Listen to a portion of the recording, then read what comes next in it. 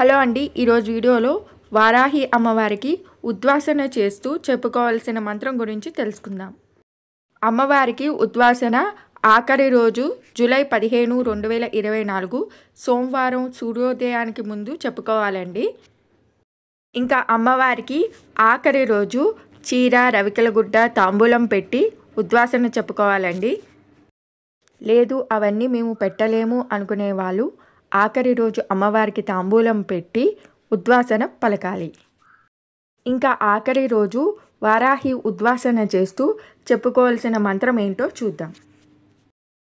సహస్రపరమాదేవి శతమూలా శతాంకురా సర్వగం హరతు మే పాపం దుర్వా దుస్వప్ననాశిని జయదేవి నమస్తుభ్యం జయ భక్తవరప్రదే జయ శంకర వామాంగి మంగళే సర్వమంగళే శ్రీవారాహీ దేవ్యై నమః. యథాస్థానం ఉద్వాసయామి పునరాగమనాయ చ. ఇదండి ఈరోజు వీడియో. ఈ వీడియో నచ్చినట్లయితే లైక్ చేసి, షేర్ చేసి, సబ్స్క్రైబ్ చేసుకోండి.